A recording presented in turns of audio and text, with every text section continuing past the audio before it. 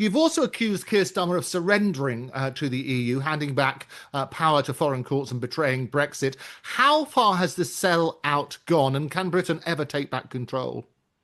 The first thing to say is that Brexit was sold out from the day we voted to leave. Every prime minister since then has sought to betray Brexit. And Boris Johnson did betray Brexit. We did not get Brexit. And I just explained how Northern Ireland was left behind. We also hitched ourselves to the hip with the EU in state aid, employment, competition, environmental law. We committed in the trade agreement with the EU to stay in the ECHR. We committed to pay hundreds of millions of pounds into the European Defence Fund, believe it or not. Back in 2020, we entered into that agreement and recognized the European arrest warrant so that we can't even protect our own citizens in this country if a European court issues an arrest warrant for them, and so on and so forth. What Starmer has done is just built on the betrayal. It's not that he has betrayed Brexit and we otherwise had Brexit. He's just built on the betrayal, and he's taken us even closer back into the EU. So, in terms of the things that he's done, aligning us with them on sanitary and phytosanitary regulations basically means that we will have to take all new laws that the EU passes as far as agricultural products are concerned, and it'll be the European Court of Justice, a foreign court, that will adjudicate those matters in the United Kingdom. That is a betrayal of our sovereignty. He has basically, the details are a bit vague at the moment, but he's basically moving towards agreeing to freedom of movement for the youth across Europe and that will be used mostly for European youth to come to the UK. It won't be us going there.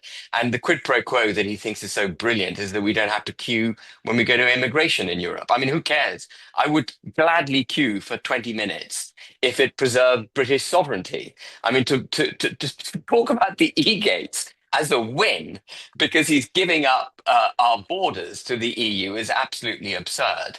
And then, of course, the really big sellout in that. And again, it's couched slightly ambiguously, but the really big sellout is this closer cooperation, military cooperation with the European Union, which is effectively signing up to uh, permanent structured cooperation projects, which involves us effectively endorsing all EU foreign policy. So we won't be able to stand against the EU on foreign policy.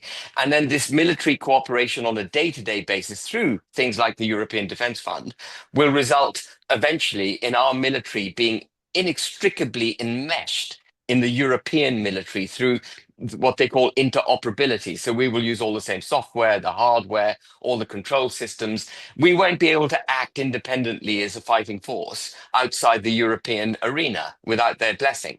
And he's effectively subjugating our military to Brussels. That's the path on which he has now taken us.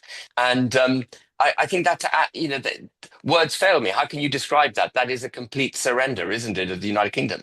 So in that agreement, he's agreed to take foreign laws adjudicated by a foreign court, to take down our borders for the youth, and to hand over our military to Brussels. I mean, what is that if not a surrender?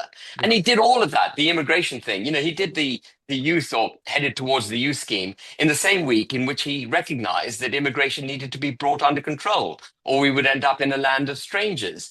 The man is all over the place. He cannot be trusted. He is a serial liar. And he is fundamentally anti-British. The Chagos deal reveals how fundamentally anti-British he is, and so does the deal that he's just done with the European Union.